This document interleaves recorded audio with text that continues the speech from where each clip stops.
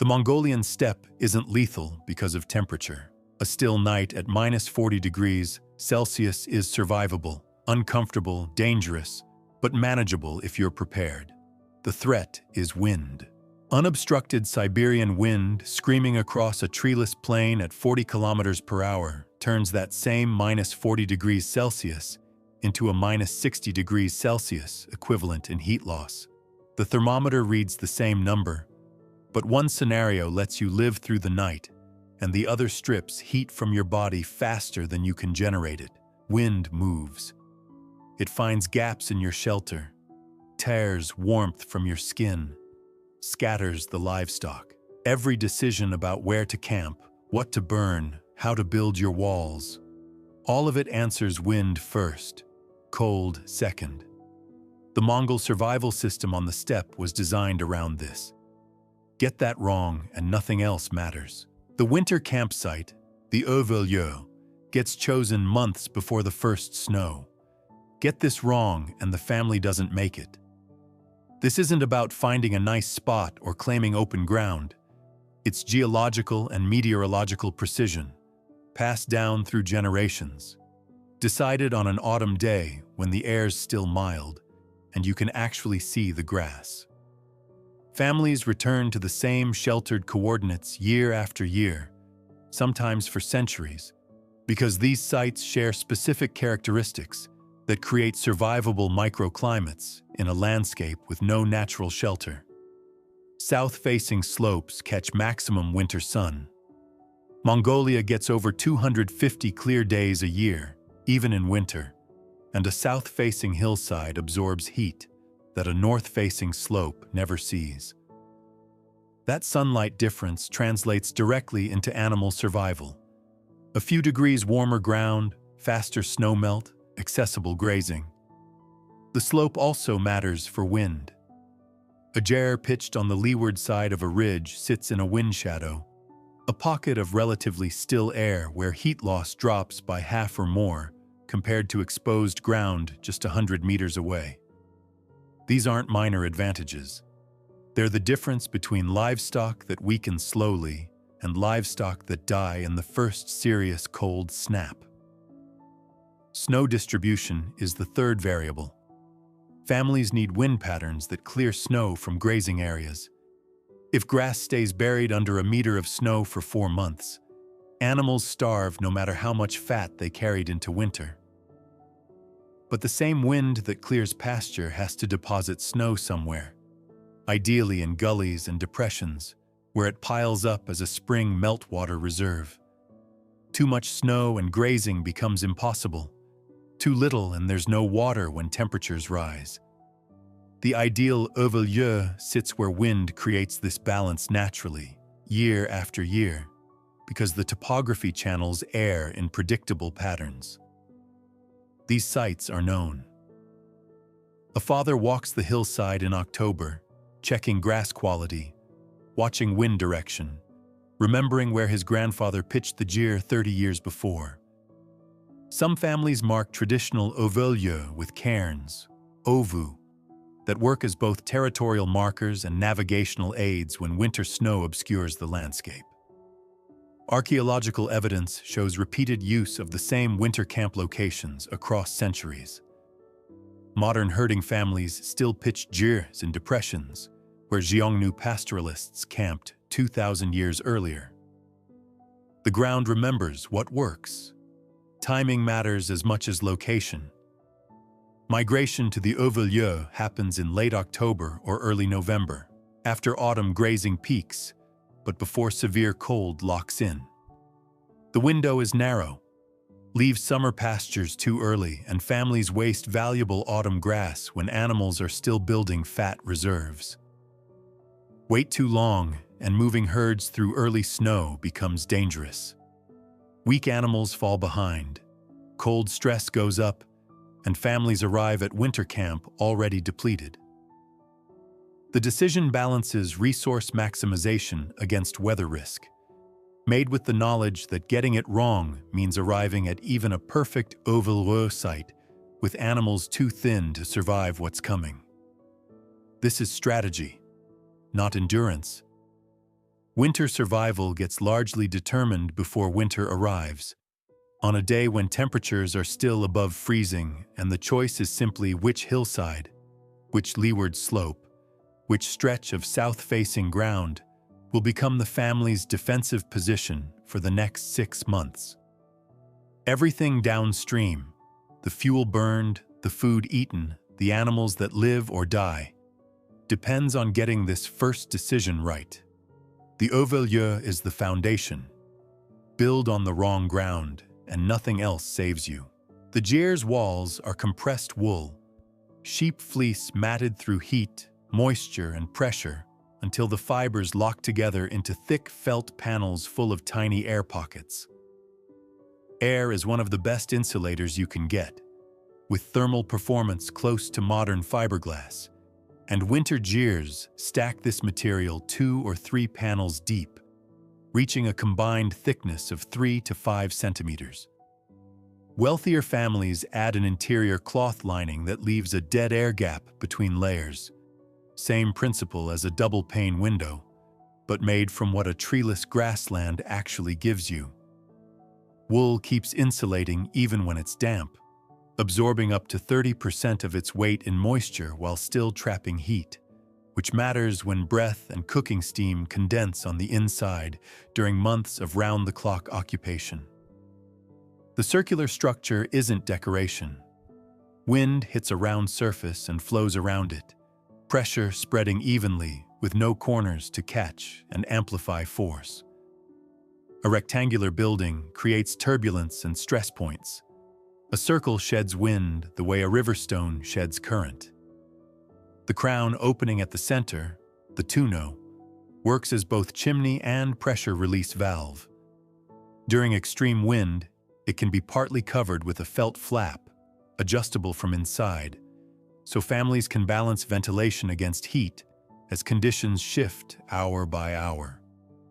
The wooden frame collapses into bundles a family can pack onto 2 or 3 camels.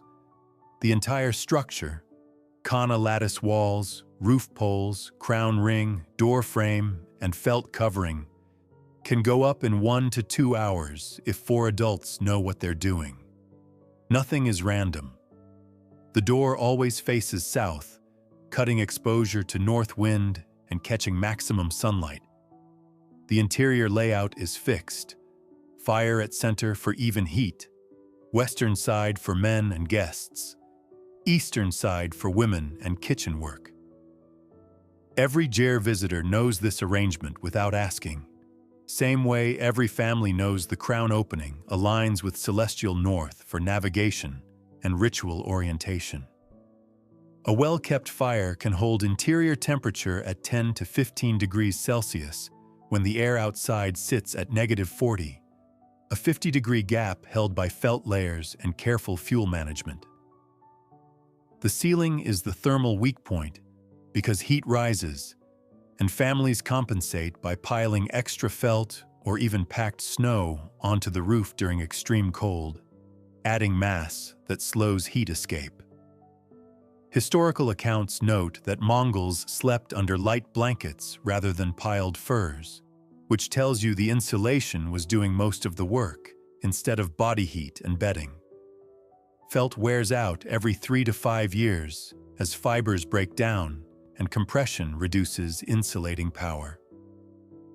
Families make new felt during summer when wool is available from shearing and weather allows the days-long drying process. Winter felt gets treated with animal fat or butter rubbed into the outer surface, boosting water resistance while keeping breathability, a vapor barrier that stops wind-driven moisture without trapping condensation inside. Wealthier families sometimes added outer layers of deer or wolf hide over felt for extra wind breaking, creating a hybrid system that combined the best properties of available materials. This is engineering that evolved through centuries of trial and error with no single inventor, no design committee, just accumulated solutions to specific problems. The circular wind-shedding shape, the collapsible frame that makes seasonal migration possible, the layered felt that balances insulation against weight and cost. The southern door that reads sun angle and wind direction. Every feature answers a constraint. No timber for heavy construction, no stone for permanent walls, absolute requirement for mobility, and the need to keep survivable interior temperature using only the fuel a grassland provides. The GR is what appropriate technology looks like when the stakes are life and death, and the testing period runs 6 months every single year. Dried livestock dung, argol, burns at 17 to 18 megajoules per kilogram, about the same as wood. It burns cleaner than green timber because the drying process evaporates the volatile compounds that make smoke. When it's fully cured, argol gives off almost no smell and produces steady heat, which matters when you're burning it non-stop in an enclosed space for half the year. The chemical makeup depends on what the animals ate. Grass-fed livestock produce higher fiber dung that combusts more completely than grain-fed waste. Steppe herds make better fuel than penned animals. Yak and cattle dung forms large, dense pieces that burn longest. Sheep dung gets compacted into bricks, so it's easier to handle and store. Collection happens all through the warm months. Children and teenagers follow the herds across summer pastures, picking up pieces into baskets, hauling them back to camp where they're stacked in conical piles called turoi. The piles let air move through for drying, which takes 2 to 4 weeks depending on sun and wind. A family of 5 or 6 people heating 1 gyr and cooking daily needs about 3 to 4 tons of dried dung to get through winter. That's continuous collection from roughly 100 to 200 animals over 6 to 8 months. You can't gather your way through winter once snow buries the ground and temperatures drop below -20. The fuel burning in January was picked up in July by a kid walking behind sheep. The same material that heats the GR builds the windbreak walls. Dried dung blocks, korgol, stack into barriers 1 to 2 meters high around the winter camp, cutting the wind speed across the area where families live and animals shelter overnight. These walls protect the gyrs and also livestock pens and the spots where herds bunch up during storms. Blocks can be mortared with water that freezes solid in minutes at -30, or chinked with packed snow that locks itself into gaps. During fuel shortages or brutal cold snaps, families sometimes tear down sections of windbreak and burn them, stripping their own walls to keep the GR warm enough to survive in. A winter gyr needs a continuous low fire overnight to keep the interior from freezing. If the fire dies completely, interior temperature drops to match outside within 2 hours, and everything freezes. Water stores, food, the family. Waking hours need a stronger fire for cooking and for enough warmth to actually work, repair tools, process food. Total consumption runs 20 to 30 kilograms of argol per day in deep winter. Multiply that by 180 days, and you see why summer collection is survival labor. Why children spend whole afternoons filling baskets. Why families watch their fuel stores as closely as their food. Running out of argol is running out of heat. There's no backup. The steppe has no trees to cut, no coal to dig, no other fuel source within reach of a winter-locked camp. This is closed-loop resource management because there's no other option. The grassland grows nothing a human can burn directly, but animals eat grass and convert it into fuel humans can use. The herds are the intermediate technology, biological processors turning solar energy captured by plants into something that survives winter and throws heat when you need it. One material does 2 jobs, energy and structure, because nothing on the steppe exists in quantities large enough to waste on single purposes. Efficiency isn't a choice. It's what survival costs in a place that gives you almost nothing except grass, wind, and cold. Animals are slaughtered in late October through early November, timed to the week when fat reserves peak after summer grazing, but before cold makes the work dangerous. Families butcher selectively. Older animals, excess males, livestock unlikely to survive winter due to injury or weakness. Each sheep yields 15 to 20 kilograms of meat. Cattle provide 150 to 200 kilograms. Horses 200 to 250. The calculations are precise. Household size multiplied by expected winter length, adjusted for stored dairy and anticipated spring births that will drain resources before new grass arrives. The meat is sectioned and left outside. Within hours, it freezes solid. At -20 to -40 degrees Celsius, bacterial growth stops completely. The steppe becomes a freezer that costs no energy to maintain and never fails as long as temperature stays below zero. Families gain a massive cold storage system simply by living where they do when they do. Meat hangs in cloth bags or wooden boxes outside the GR, protected from scavengers but exposed to ambient temperature that keeps it preserved for 4 to 6 months. When needed, chunks are brought inside, thawed near the fire, and cooked immediately, usually boiled in large pots that extract every calorie from flesh and bone. Arul sits in leather bags stacked in the GR's storage side. Rock-hard, dried curds made during summer milk abundance, when lactating animals produce more than the family can consume fresh. Milk gets curdled, separated, pressed into cakes, and sun-dried until moisture content drops low enough that bacteria can't grow.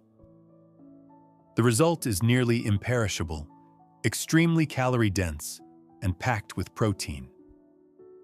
Arul softens slowly in the mouth when sucked or gnawed, or dissolves in hot tea, reconstituting into something edible after months or even years of storage. Alongside it, ezgi, dried clotted cream, biaslag, pressed cheese, variations with different fat content depending on which animal's milk was used and how long curing lasted. Fat is the nutritional currency. At -40 degrees, the human body burns calories at roughly 1.5 times normal rate, just maintaining core temperature.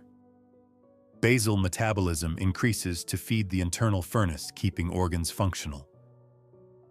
Traditional winter diet responds with extreme fat content. Boiled mutton with tail fat, bone marrow cracked and eaten, milk tea loaded with butter, broth thick with rendered grease. Sheep tail fat alone could reach 10 to 15 kilograms per animal in autumn, stored in rendered form or eaten directly. This is physiology, not preference. Fat provides 9 calories per gram compared to 4 for protein or carbohydrate. Maximum energy density for minimum volume matters when you're burning through reserves faster than normal, and resupply is impossible until spring. Late winter brought the hunger gap. Even with careful rationing, March and April often meant scarcity before spring resources arrived. The stored meat running thin, Arul supplies diminishing, livestock too weak to slaughter because they'd already burned through their own fat-surviving months of cold. Families endured this period on minimal rations. Tea, dried curds, occasional meat from animals slaughtered despite poor condition. Spring dairy, first milk from newly birthed livestock, marked the turning point, the end of winter survival mode, and the beginning of rebuilding towards summer abundance that would, 8 months later, freeze again into the next winter's food supply. August slaughter becomes December dinner. July milk becomes March protein. Nothing grows in winter, so families eat what summer produced, preserved by cold or drying into forms that outlast the seasons that made them. The steppe becomes storage infrastructure through geography and temperature doing the work that elsewhere requires root cellars, smoking houses, and salting. The technology is timing, knowing when to slaughter, when to dry, when to store, and the intelligence to transform abundance in one season into survival through another, when the landscape offers nothing at all. Newborn lambs and kids show up in March and April, when it's still 20 or 30 below on the steppe. A lamb can't regulate its own body heat for the first 2 days. It just bleeds warmth into the air faster than it can make more. And if you leave it outside in serious cold, it dies within hours. So standard practice. You pull the newborn from its mother right after birth, carry it into the yurt, put it in a wooden box or a basket lined with felt near the stove. If the mother won't take the lamb back, happens a lot when ewes are stressed or worn down from winter, the family bottle feeds it with cow or goat milk warmed by the fire. A family might have 5 to 15 newborns inside over a single spring. The GR turns into part nursery, part barn. Kids get assigned as caretakers. A 10-year-old feeds a lamb every few hours, watches it, keeps it close to the warmth until it's strong enough to handle the outside. This gets framed as teaching responsibility and animal husbandry, but really it's economic necessity. Each lamb that makes it is actual wealth. Wool next year, meat eventually, breeding stock, trade goods. Losing newborns to cold is losing the future. Families weigh survival rates against the work of sheltering them indoors, the same way they calculate when to slaughter based on how much fuel they've stored. The animals put out heat. A living lamb generates 10 to 20 watts, a calf 50 to 100. Several animals inside will raise the temperature in the GR enough that you can measure it. Not enough to skip the fire, but over weeks of them being in there, it adds up. They also exhale moisture, which makes the air inside more humid, and that makes the cold feel less biting even though the actual temperature hasn't changed. Very dry air at -40 pulls heat off your skin faster than slightly humid air at the same temperature. The newborns aren't pets. They're survival investments that happen to breathe and warm the space while they wait to get strong enough for the cold that would have killed them at birth. Sick or injured adults sometimes get brought inside too. A good horse with a busted leg, a breeding ewe with an infection, animals worth more than the hassle of sharing your living space. Dogs, which you need for herd protection when wolves get aggressive near camps in hard winters, sleep in shallow pits lined with felt scraps just outside the GR. Half sheltered, not fully inside. When it drops below -40, families bring the dogs in overnight so they don't get frostbite and lose their working ability. A dog that loses toes to cold can't run down wolves next season. This is where the survival system turns domestic. The kid feeding a lamb next to the fire while wind slams the felt walls. The mother checking a calf's breathing in the middle of the night. The line between livestock and family stops being clear, not because of sentiment, but because you're in the same space with the same stakes. The animals that live through this will feed you next year, and keeping them alive is proof you're competent at the things that actually matter.